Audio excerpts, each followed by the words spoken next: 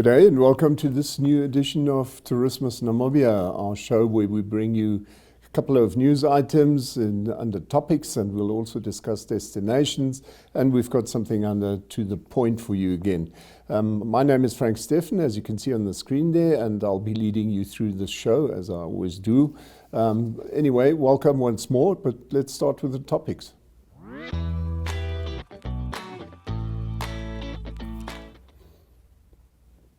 Right, topics it is, and first of all, some may know him, some less.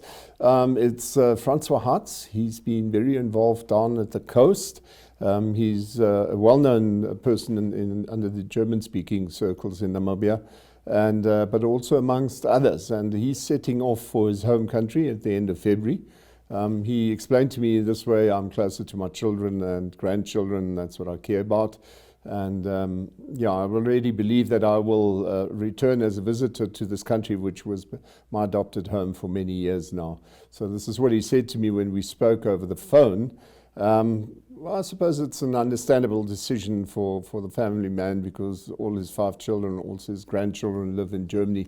If you look at the other photos that we've brought you, he was very well known for his involvement in the German Cultural Council and the Goethe Center before it became an institute in Namibia, and of course in Swakopmund, where he served for many years on the board of the SFC. Here you can see him, very active. He's on the right-hand side, not least as club president at the end, and also in the Swakopmund Art Association, and of course the Swakopmund Scientific Society. If you look at this picture, this is where he joined the Ambassador Schlager at the time when they introduced some new furnishings and stuff like that. So clearly we wish him all the best for the future. He's really brought himself into this community, and I think he will be remembered well by many folk in Namibia.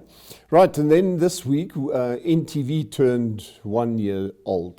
This is obviously, our show is on NTV as well. And clearly we had to have a bit of a bash about it, and we did. But amongst others, Toivo Ndjebela, the editor of Namibian Sun, also spoke to the CEO of Namibia Media Holdings, Albé Botha. Have a look at the video. We are celebrating a milestone here at Namibia Media Holdings, where our in-house TV station, NTV, has turned a year. It was launched exactly on this day in 2022 rather, and today we have seen growth in the past 12 months. And to discuss that journey with me tonight on the show is Albé Botha. He's the Chief Executive Officer of Namibia Media Holdings. Chief, thank you very much for your time. It's very rare to have you here, but you know. It's my first time. It's your first time, I'm extremely honored to be on the show. I watched the intro and I played a critical role when we created that intro, and it was wonderful memories. So thank you for inviting me. I'm very honored to be here tonight. Wonderful. Thank you, Albé. Maybe just for starters, really, that journey, 12 months. I mean, it was like yesterday when there was this whole hype around these studios and our complex. So many people, very kind people, our stakeholders came through to witness that moment. 12 months later, here we are. How would you describe the journey? It's been wow. It's really been a wonderful journey. And like all journeys, they have ups and their downs. But at the end of the day, even the downs have been wow. So yes, it's been a wonderful journey. It's with a journey that we've grown and we've learned so much more. So no, it's been a wonderful experience. I think what made it really wonderful is that we have this large team that we can work with to help us to make this dream come true. Wonderful. What was the idea, for those not in the know? What was the whole idea behind establishing a TV station? I mean, everybody knows NMH owns Namibian Sun, Republican, Allgemeine Zeitung, and other smaller publications, very critical, but only smaller in size, really. But evolving from print into this space of television. So I think if you look at the media landscape, and this is not news, this is reality, is that the concept of being in a specific medium is very much old school. And we've seen in the last 10 years how the communication has all become we're all in the same space. Traditionally, some of us were in print, and some of us in television, and some were social media. But more and more on radio, more and more we're finding that we're all coming together. And it's really about the concept of a multimedia engagement. You know, we have audiences that some of us like reading our newspapers, like myself. Others like being more visually inclined.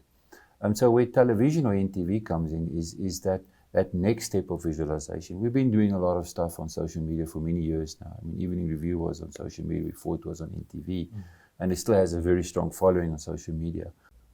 Yeah, right. That was Toivo, my colleague, and he was speaking to Albé Botha there. And obviously, it's been a huge change to Namibian TV. We all know it, especially as it's network television and not Namibia television. So never to be misunderstood there. Anyway, up next, we've got destinations.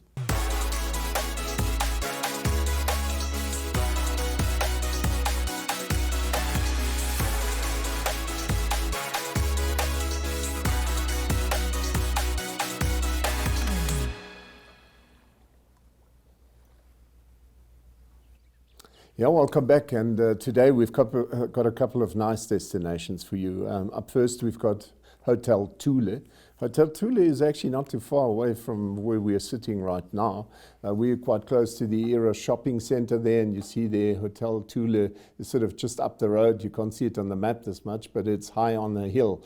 So it's overlooking Klein Windhoek, and it's got some of the most magnificent views. If you look at the next map, you can clearly see there are here on the down at the bottom of the picture, that's a huge restaurant where you can basically overlook the whole of Windhoek. It used to be the private home of a person called Edmund Lafrance. He built that home in 1960, and it was later turned into this top-class hotel. You can clearly see from the photos here.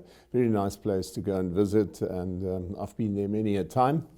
I obviously haven't lived there yet or booked in because I live in Windhoek, but believe me, those rooms are something special, and the food especially so.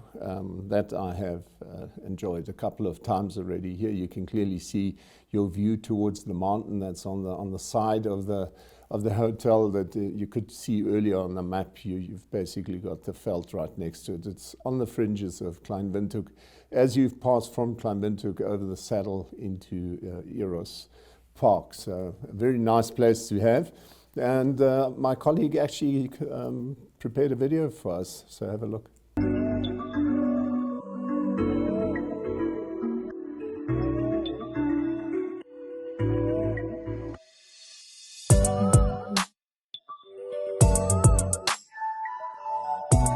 Welcome back to another episode of Tourismus. My name is Joseph, and today we're at Hotel Thule here in Eros, and the guest on my left is going to tell us a little bit about the place and what's been happening here and how we can impact them, and also how we can make our way to the place. So hi, how are you? I'm doing good. How are you? Good, thank you. Right. Just introduce yourself and tell us a little bit about what you do here. Okay.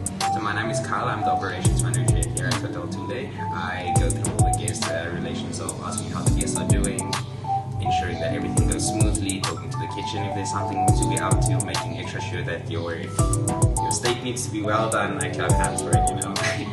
So everything to do with guests. I also help train the service staff to get us 100% quality, making sure that we stay consistent, making sure that we follow trends if there are any. So that's what I do. Brilliant. And take us through a little bit about the history. As we look here where we're sitting right now, we can really see that it's a scenic environment. There's a lot of mountains. So tell us a bit about how rich the culture is here.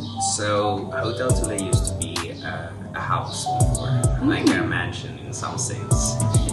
So what happened is millionaire Edmund Lafrance built the house in 1960. And way back then, this whole area just used to be bush. So it was like complete bush life. So his wife then sold, when he passed away, his wife then sold the house to Mr. Egger, who then developed it into a B&B at first. And then he started building it up into the hotel.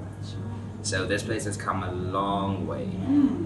Okay, so when it started as a hotel, what was some of the things that it was known for, if you know of any? So, as you can see where we are sitting, the biggest thing for Hotel Thule are this like breathtaking views that The you get. views are amazing. You see everything. It's so nice and quiet. You get to kind of feel the breeze up here, some fresh air. You get the amazing sunsets. You get to see the weather coming on. So it's incredible views and sunsets here. Awesome. And why should someone choose Hotel Thule as their place of leisure? I believe strongly that our service is incredible and our food, we serve delicious cocktails and meals and ice cold beer, you know, so perfect. I'm telling you. But I think the biggest thing I can explain about Hotel Thule is just if you're looking for a view that you've never seen before, it's here at Hotel Thule. You see everything for miles on end. Awesome. And can you take us through a little bit about the prices and what are some of the rooms that you guys offer? In terms of, like, is it standard or double? So we have a single room for 1,090 per room, including breakfast. And then it is for a double room, it's 1,520 per room, including breakfast as well. And we have good, reasonable prices, eh? Yeah. Awesome. So, any final words? I think Kyle has really just taken us through everything that you guys need to know. But if there's anything else, make sure that you pop up here and you come find Kyle so that he can take you through further. So, Kyle, any last thing from you? See you soon, eh? Awesome. See you soon. He's very excited to see you guys, and thank you so much for staying tuned.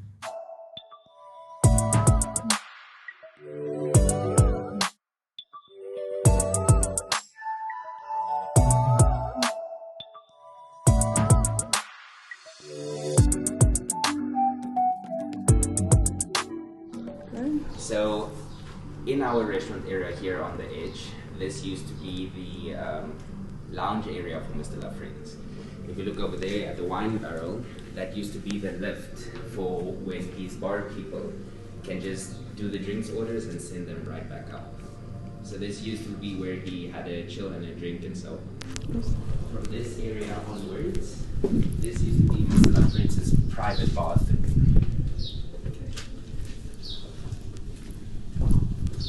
Over here, where our conference room currently is, this used to be his bedroom. Okay.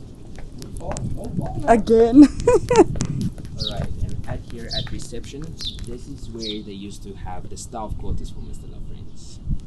And then rooms 1 to 4 used to be his garages. And the lawn area there, that used to be his fish pond.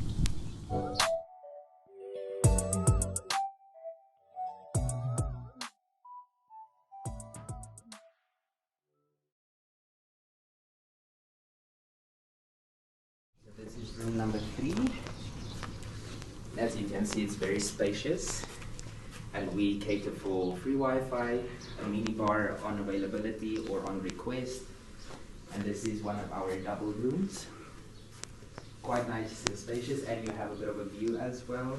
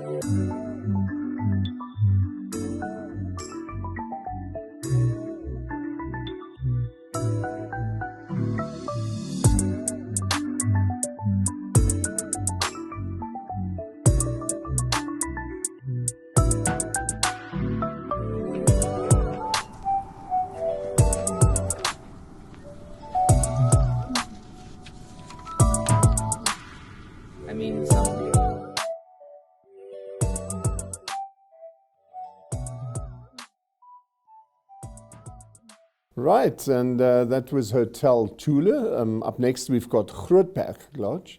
This is obviously one of Journey Namibia's flagship lodges. Now, if you look here, you can see Kamanyap quite far up in the northwest of Namibia. And then if you continue with the road towards Palmwag, then you would basically pass Grootberg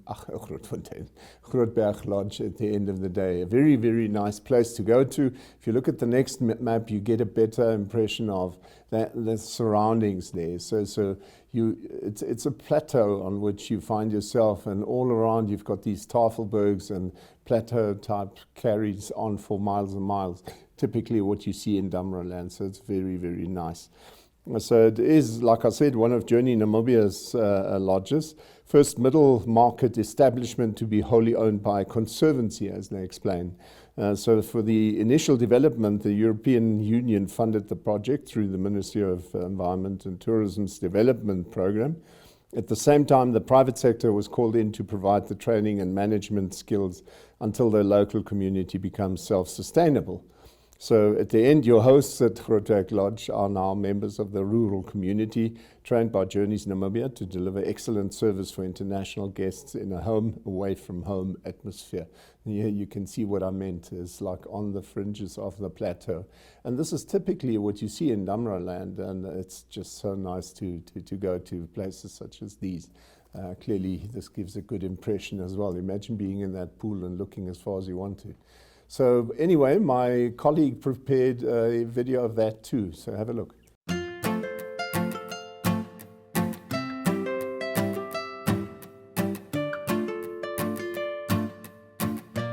Hi, good afternoon, welcome to Grootberg Lodge.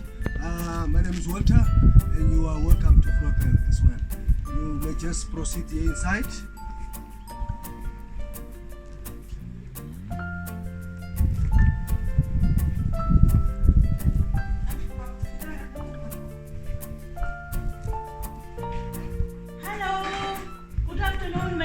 Nice to meet you. How much I stay? Okay, we can go outside and see the view. Then I will show you around our restaurant main area. Okay? Is it your first time that you are here? Okay.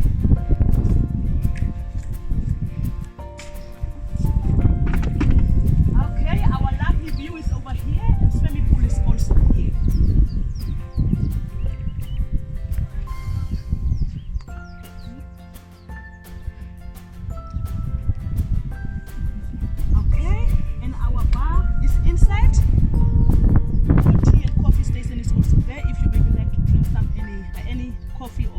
It's ready, and the bar is also open.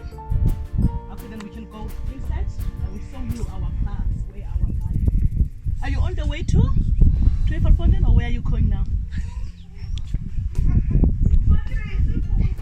Okay, this is our bungalows. Our rooms start from room number 1 up to room number 14. If you might want to book for next time, I hope that you will come back again to stay here with us for 2 nights, not 1 night. Okay?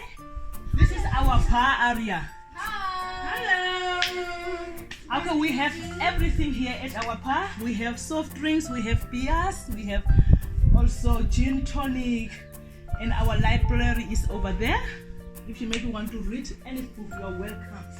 Okay, Josie is a ballet, and Christine is also a ballet. Grootberg Lodge, located in the Kunene region, is a landmark for the tourism industry in Namibia, as it is the first middle market establishment in the country that is wholly owned by a conservancy.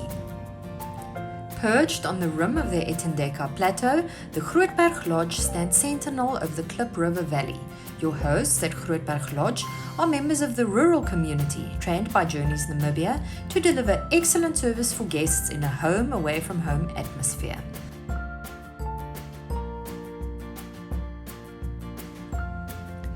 Marvel at the breathtaking views of the valley below while lounging on the deck or cooling down in their infinity pool.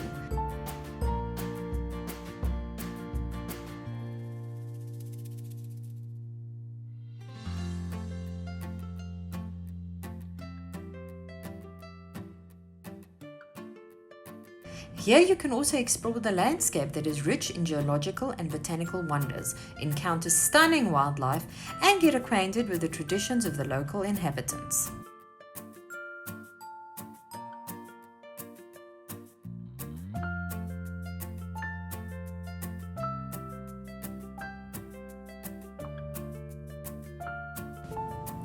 A total of 12,000 hectares has been set aside by the Koodihuas community for conservation and tourism, and it is through this pristine wilderness that you meander either on foot or by car to encounter the inhabitants of this remote biosphere. Right, so that was our destinations for today. Up next, we've got To The Point.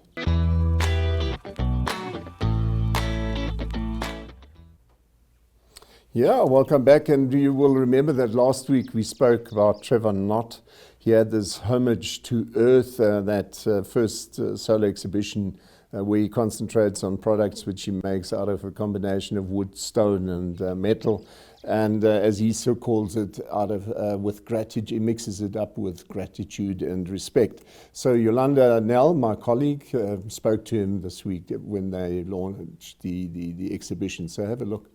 Today we are at the Bellhaus Gallerie and Trevor Nott just launched his exhibition Homage to Earth on Thursday evening. We are speaking to co-owner Andrea. Can you tell us a little bit more about this gallery? Well, the Bellhaus Gallery is more or less a place for creatives to show their works. So be it sculptors or fine arts or even book launches, it's a place where we want to enhance the creativity of the people that live here. So that's why we enjoy showing all things creative. And we started last year in March. And it's been very, very great with regards to people visiting and coming here. And it's also an upliftment for the area here, the Grootberg area. This is your first exhibition. How are you feeling? I'm feeling great. It was a fantastic experience, you know, never done one before. It was a nice focus, where you focus on something, doing a bit of something creative, and there's an end point. It's not just building a whole bunch of stuff and keeping it in your room or in your workshop and then having to build a house to put it in. This is much easier. Tell us, you worked with wood and metal a lot. How did you decide to use these materials? No, it's not just wood and metal. It's whatever there is. It could be recycled plastic, melted down. It could be anything from polystyrene to anything. This exhibition just happened to be a homage to Earth, where the plastics and polystyrenes don't really come into things. So, no, my favorite choice would be wood and metal, and stone and metal. There's just a nice connection there. It's got a bond, which I like. Tell us about your process from beginning to end. You have a variety of pieces here, and nothing looks the same. Everything is very unique in its own right. I think it's got to do with the space. So you would need to fill a space. So the space is always in your head as to what it is. Not so much whether it's a client or anything like that, but the space. And then what have you got around you to use? And it's great to use whatever's at your feet or within 100 meters or a kilometer from where you are. So you go and look for that, because somehow there's a connection between what you collect and do. So first of all, it's the space, and then creating something that fills the space in a negative way. So you get a sculpture, a whatever there, and then the negative space with the corners of rooms and all that blend in together. So that's the process, to fill a space, and sometimes it's to say something.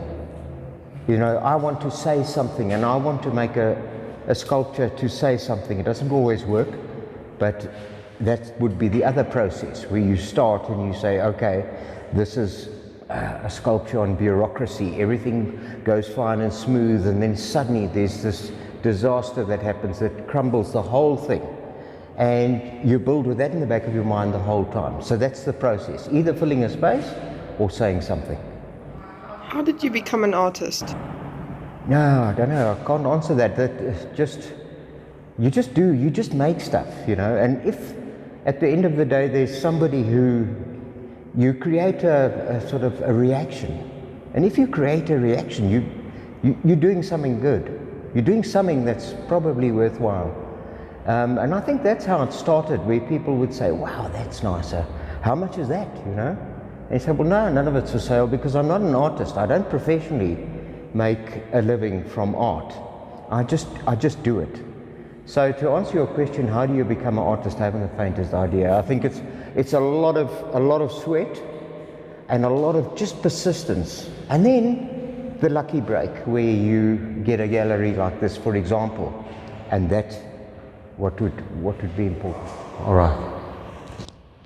This piece I've titled "A Circle of Life" because it's clearly, you know, a circle, and your life is made up of events, and every single event is different, and they make up this whole circle of life. Some people have a small circle. They don't go beyond their comfort zone. They don't do anything.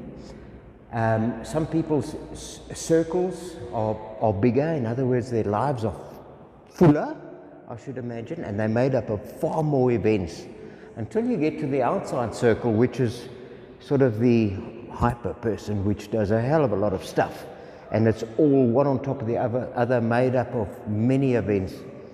And then, like life itself, it suddenly gets a curveball, and then suddenly your whole orbit would be changed by one movement like that, where your circle, the orbit is changed in relation to the others, and it's like a huge event where all your little events are then put into another orbit, so the whole sculpture can change to whatever it needs to look like in the end, so it can do whatever. But that is the philosophy of what life is probably about. It's about all these little events, little lives, big lives, and then suddenly you can get chucked out of orbit, and you are then it's a curveball. Thank you so much. Okay.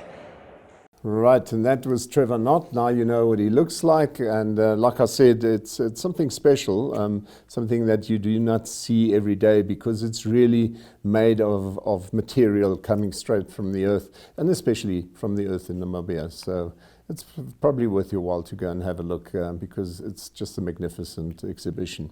Anyway, that is the end of our show for today. I hope you enjoyed the content. I'll be back next week, same time, same place. Until then, look after yourself.